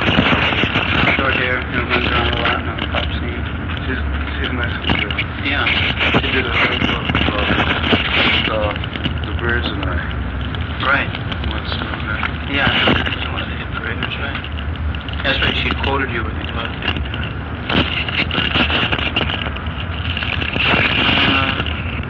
you know? Yeah. Right. Briefly, just could you go a little bit about your background in music, as far as what you sort of grew up listening to, what impressed you? Well, I thought when professional, I was 16. I was always playing guitar before. this group. And I was in Germany a lot, working on the continent. I was just playing, I suppose you call it pop, I was with a pop group. And another group, we made 3 records, we never made it. And I was very broke last year. And I got the job with Jimmy. How did you meet Jimmy? How did you get the job? Well, I was wandering around London. I heard there was an audition for the new adults, and I went down there. I had my guitar with me, about 10 shillings. And I was sitting plunking around the chairs. The manager said to me, "Can you play bass?" I said, "No." He said, "Can I have a go?" I said, "Yeah, well, I'll try it." So I tried it, and it worked out. Did you have any trouble switching over from guitar to bass? None at all. Nothing at all. Do you find that being a guitar player makes you a better bass player? Oh, it's much easier. I think, because you're thinking of guitar and bass, aren't you, that way? It's much easier. Do you find yourself playing melody with the bass at all? Yeah, I find I play more guitar like. Everybody tells me that. And you've got a better feeling of rhythms, I think, if you come from guitar. So One thing, you settled to England, did you have any idea what kind of group you wanted? Slightly, yeah, we didn't want one like anybody else, you know, like, they didn't have too much feeling for organ or anything like that, you know, because all the organ players to me, they all do the same things, you know. Yeah. Have you heard the guy who plays for the Doors? Yeah, I heard him. I don't know what everybody's screaming about, you know. He sounds like an organ player to me, just like Kenny. They got some organ players in England, you know, it's really good. We got a cat named Brian Alder. It's just out of sight, you know, when it comes to organ. Had you decided on a trio, or was it just sort of the musicians that were available that seemed to be the best combination? No, it was more like, it was more like a trio thing because, because in that case we would have brought the other cats over, you know. Yeah, but we just wanted like a trio, the smallest number possible. Why the smallest number? I don't know, so you won't get in each other's way. Because as loud as we play, we play very, very loud. And if you had any more instruments and you didn't add them up right, it would have been this would sound like just an ordinary loud band. When you first started playing together, what were some of the numbers Well, they were all mainly original material. This is the time we were sort of rehearsing, Who was doing most of the writing? Jimmy wasn't, we still is now, but like through working together, no was writing. No was going to song, maybe for the next B-sides, next album. And I started writing now as well, We're doing a few Dylan things, but it was mainly original stuff, And now we find that, 99% is original material. Did you find that you also had the same feeling for music when you got together? Were there any conflicting ideas that you had to work out? Oh, yeah, but not as much as we thought, because when Jimmy arrived in England, he was very high up in his own bag, which at that time was sort of the blues scene. Right. And I wasn't prepared for that. My own scene. What was your background in music before you joined Jimmy? I was working in a band in England called Georgie Fame, Blue Fame. Oh, yeah. And I was getting very high up in the sort of jazz, pseudo-jazz. Right, yeah, I saw him at the Marquee when he did thing with the jazz band. Oh, with Harry South? Right, yeah. Oh, right, yeah. Put some stuff for the LP. But I like that, but it was sort of, even though I still like that sort of music, it's not doing anything that hasn't been done before, And I always thought it was time to sort of find something new to do. And I'd always work with sort of brass as well, When we got together with Jimmy, working as a three-piece, I was prejudiced. I didn't want it to be a three-piece, My immediate thing was get a hammered organ and maybe something happened. But really now, I couldn't possibly think of adding anybody else, really. What would you say as a drummer your function in the group is? Well, it's not as a timekeeper anymore. It's like, it's a very free thing. It's like, on the sort of free-form jazz thing, this is the only comparison I can make. Like the bass player is the anchor man more so than the drummer. Like they reverse roles, and the drummer's got to have time. But like working in a three-piece group, you've got to overplay to a certain extent. Really, possibly I don't play with as much taste as I should do. But you find when you go and work with another band after working with a three-piece, because you've got to play so much in a three-piece, you quieten down. If I go and play with brass now, you quieten down and you listen to other people more so. Whereas working, with Jimmy, and especially with the volume, you got to play so loud, man. Yeah. Has anyone come up with anything to amplify drums that you know? Yeah, I've tried. In England, there's a few cats that have tried it. It's very difficult, man, because there's people that say if you shove contact mics inside drums and stuff. I don't believe in all this, I mean, apparently I'm loud anyway. I'd like to amplify it if I could get, a decent sound. But man, every time I've tried it a few times, with mics, and it's always been, very cheesy, and the reproduction hasn't been anything like drums. It sounds like a lot of old tin cans. Are you doing any kind of jazz drumming in the group now? Well, no, man, you play what you feel, really. See, even now on stage, Jimmy's still playing his bag, and I'm still playing this little rock and roll bit there. And maybe I'm still playing what I feel, But really, it's three kinds of music. This is why we don't want to be, categorized. There's three kinds of music, and it makes the sound that we've got. And Jimmy, has your playing changed anything working with Noel and Mitch? No, exactly. It was about the same. Because, I like blues and all that. I don't necessarily, always play that much of blues. It's all right. It changes every time you write a new song, though, Yeah.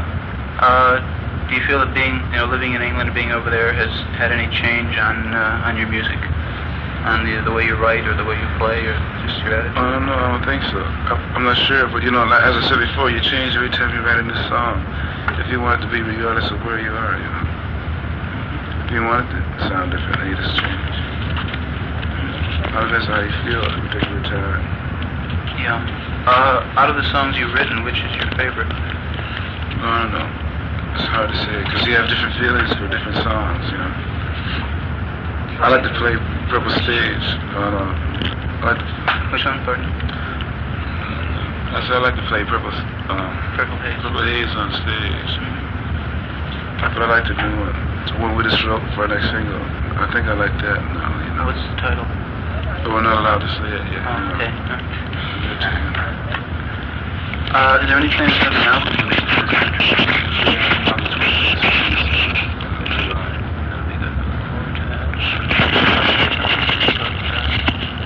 I was just saying that, you change so much, man. Like, you got different grooves every day, and each time you go on stage, even people might play the same numbers. They're never the same, because you might feel different. So there's a lot of improvisation. It's three different people, man, and you play what you feel that night. It's not a planned thing. It's like when we go to record, there's loads of groups that sort of go away and they get a little number and they rehearse it for weeks and weeks, and they look forward to going to the recording studio, and they might put it down perfectly, man, but there's no feeling to that. It's not natural. It's too perfect. Whereas we go in the studio and we get together what we can. And quite often, man, there's goose on that record. But that's a natural thing, isn't it? Because you make goose on stage. Right. So, why should you do it on record? Right. It's a natural feeling. Right.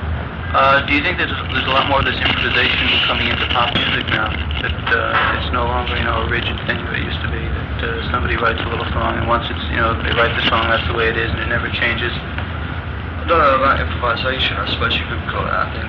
I think it's just that people are being more aware. People are opening their ears at last and using their imaginations, Instead of, before there were so many people that used to do it exactly as the writer had originally put it down. They've got no imagination of their own.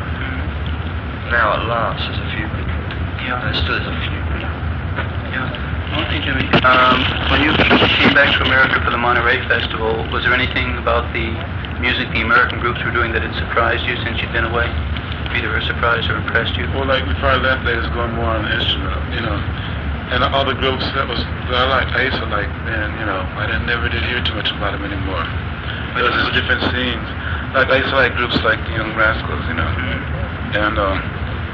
hard-hitting groups like that. But the West Coast groups, they're very, very sweet type, and that surprised me because coming from that area, it seemed like they'd be getting harder and funkier. Even like, say, the Grateful Dead? Oh, yes. After hearing their album, sounds very all on the same level. Like like the the holding company's very groovy. I like that. Yeah. There's a girl. Janis Joplin. Yeah. I like to hear her sing.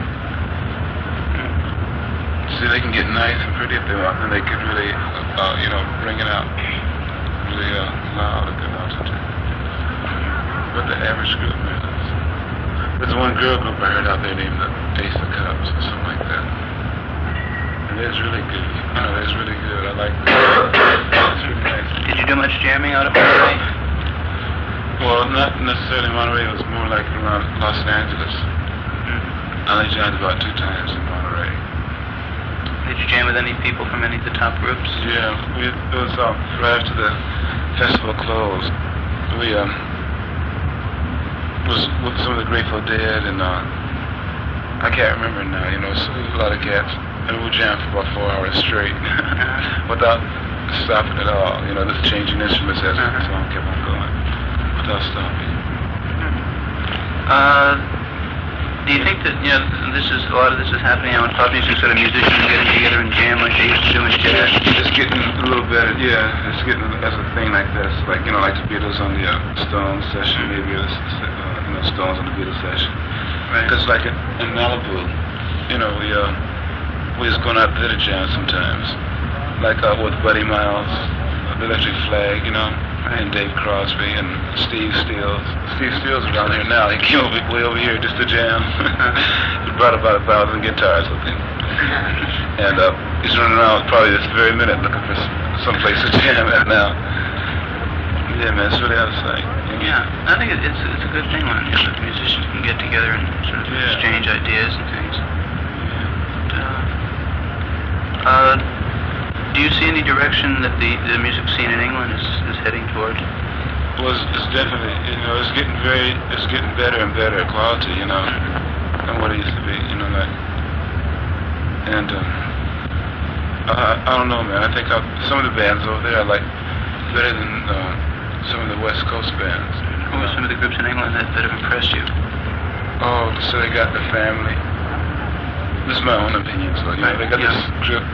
It's a Family, and I like the Procol Harum because I've seen a lot of their gigs. I don't go by how they move around. I just go by the sound I hear. And Denny Lane has a very good group together. What is it? Brian Organ. They play it. It's a top 40 R&B group, but they're really together though. I heard that the Procol Harum sit down and clap the song. It's like Donovan just gets up there and sings. Nobody doesn't complain about that. Everybody don't have to do a circus act. You should take a person's act for what it is right then, Right. Not comparing. Everybody always want to compare all the time, which is nothing but the fattest drag in this whole scene, besides the word pop.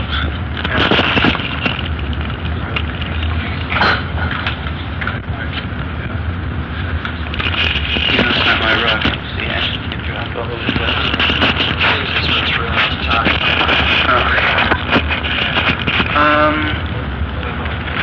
How about for yourself or your own plans? Would you like to eventually come back to America? Are you happy with what things are going in England? No, not necessarily. I like for us to have it all over the world, but not necessarily live in England, though, because I get very, very restless wherever I might live, Very, very restless. And I just don't like to stay in one place too long. I don't like to live in one place too long. It really bugs me. It drags me down. Regardless of, what's happened there. I like England's one of the longest one. I lived there for a very long time. Longer than you've lived any place else? Yeah, almost. Except New York, How does London compare with New York City? I don't know. The traffic is a little slightly more confused, You're in New York or in London? In London. But the styles of clothes over there is a little more better. It's better. Everybody has a better sense of dressing. And they have a little more open minds. They're more friendlier than here in New York. New York is one of the coldest cities in the world that I've seen. New York and Paris. I hated Paris.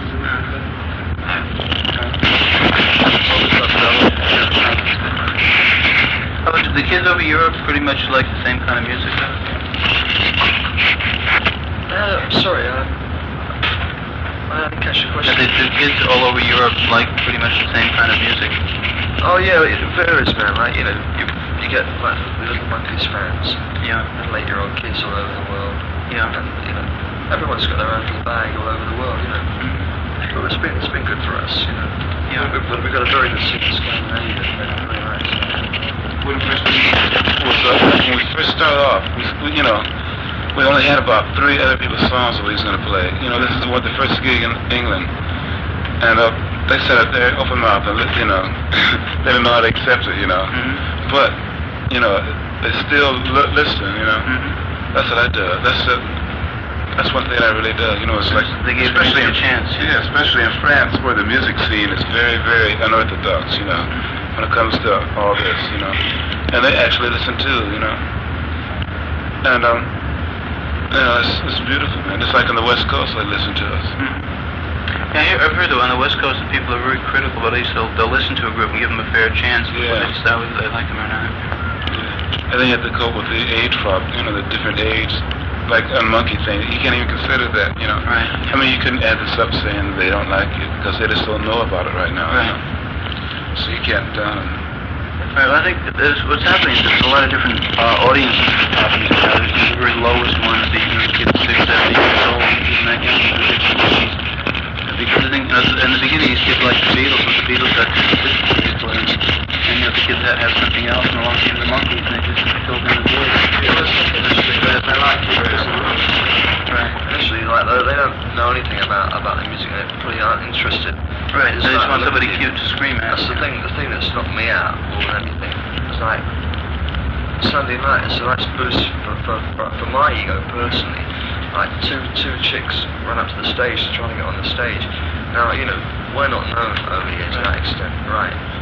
And it means that if they do that, it's a spontaneous reaction.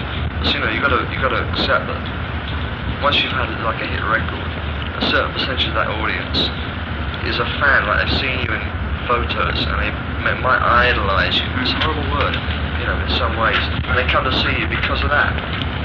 Be you good, bad, or indifferent. So if you get any emotion out of them, man, you know, it's so nice for you. I like it means that when they listen, if they listen to us and we're doing our own songs, it's crazy that they're listening to our songs. And we haven't been put down like we do that thing, Wild Thing, you know, the Trucks record. Right. But like we do it our own way. Well, be that good, bad, or indifferent, you're gonna get a lot of Trucks fans, maybe. Right. They're gonna say you're stealing a number. Right. It's their number, you know. But they've been listening and they accept us for what we are, you know. And it's been nice. Jimmy, what would you like to do in, say, 5 years from now? No, you know, I don't think that way. I have all kind of millions of things, you know, but every day it changes, you know. Have there been any things that you haven't done yet that you'd like to accomplish within the very near future? Oh yeah, but you know, like I said before, I have a lot of ambitions, but they always change, you know, constantly. I have a lot of things that are so. They have some clubs, you know, and real estate, and some groups. I'm not saying that it's not saying bad, but you know, we always have different sounds. Every single one of our singles, you know, they sound different to each other, but it's still not our own sound. Yeah. I think that's a good thing about pop music now is that, you know, all your records don't have to sound alike. You know, there was a time when the producers and the managers used to really control a group and they'd say, well, we got to make the next record sound just like the one you did before so the audience will know who it is, you know. It's on your merit. Oh, yeah? On the B-side, I think it's going to be a slight continuation of the A-side, but it's in a completely different, you know, form. That's sort of an extension? Yeah, it's going to sound something like the A-side, but only it's a completely different Well, way. it's an improvisation on it or a departure from it? Yeah, it's very slightly, but it doesn't even have the same changes, but it's the same feeling, which is done intentionally. So you couple all of your sort of ambitions, what you like to go on to do in the music business or outside? Well, of course, we all want to be successful then. But I'm going to own a club in Spain. So I'll get some money together, I'm going to buy a club in Spain. Go retire. Live in the club. Probably carry on working, like, you know, I want to get like the basic, you know, there's no real security to me in life, but I like to get, you know, just want to get a house and things. Once you've got a certain amount of things behind you, then you can dedicate more time to what you want to do. And maybe it's like kids. I think the kids are beginning to realise now. It's like even though people put the Beatles down for what they've been doing, so they've been changing. They don't realise like they make their own records now, and all the things they do with backward tapes and all the effects they use. It costs you a lot of money, man. You're experimenting. Maybe you're getting your own kicks as well. You know, we get our own kicks mucking around the studio. But, you know, we're not conning the public. It's very easy to go into the studio when you've made a name. I mean, the Beatles could have gone on for years doing the same 12-bar things, and people would have bought it. But, you know, they've progressed in every way, man. The main thing is not to underestimate the public. It's a good value. I want to carry on playing. Anything either about yourselves or anything that you would like to have the American audience know about? Okay.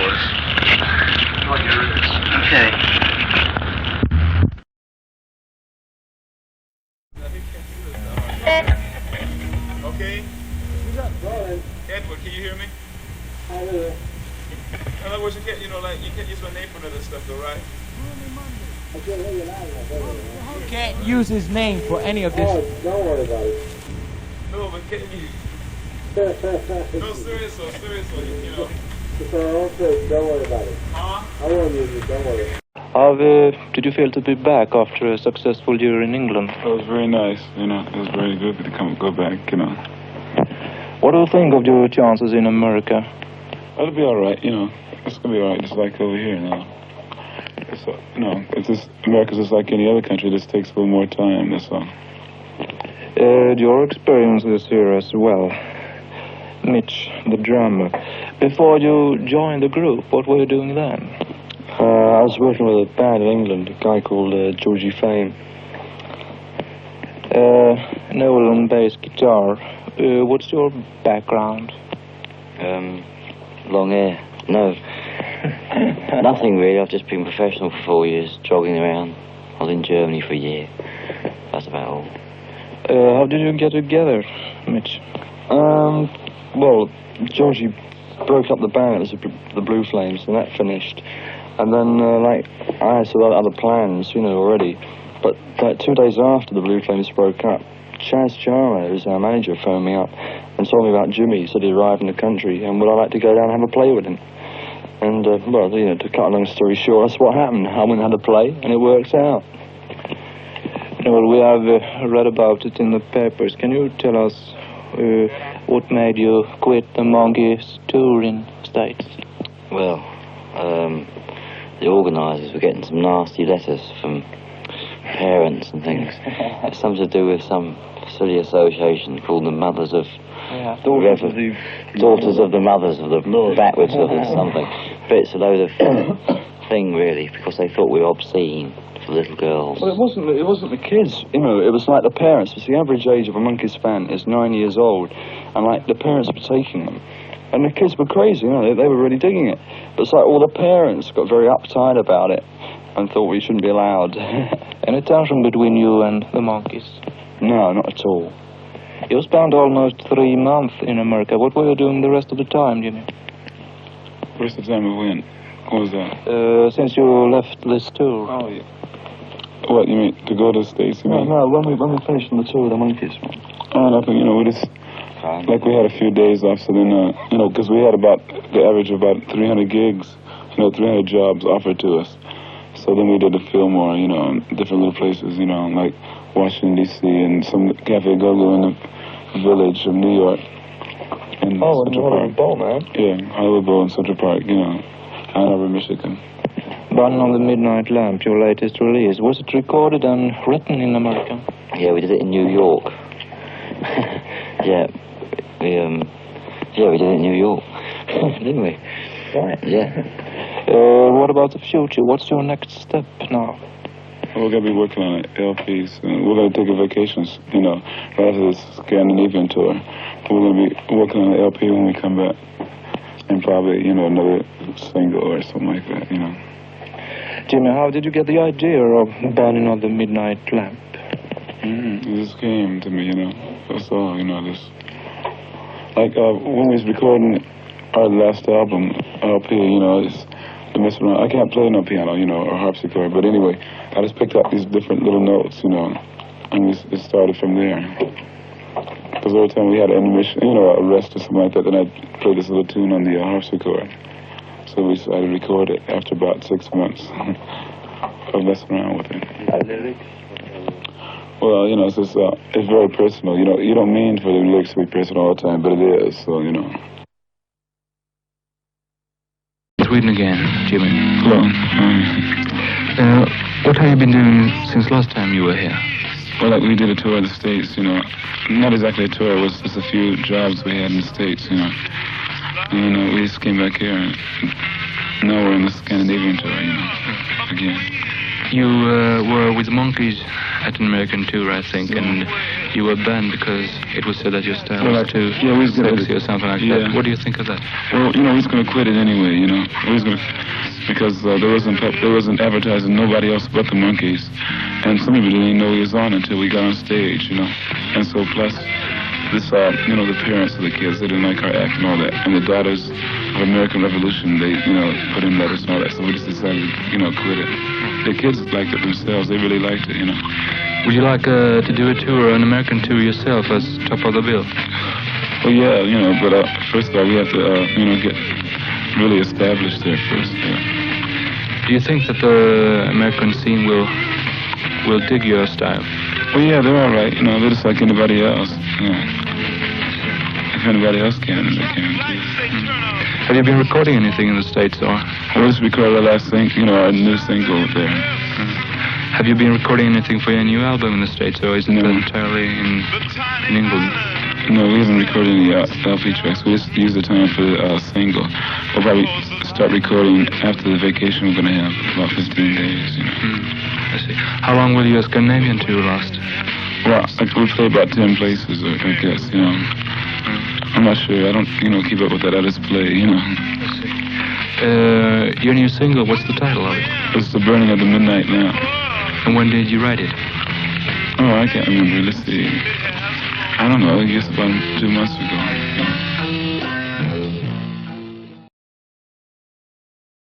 This is Jimmy.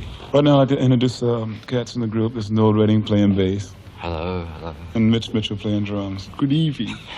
Jimmy, you said to me earlier that you prefer working live to working in a recording studio. Well, like at first, you know, it's very hard, like, warming up at first. Like, this is like a recording studio here, only we had a lot of fun here because we was really getting together with each other, you know. Yeah. And like, you know, it's a lot of fun working for our audience, so, you know. Yeah.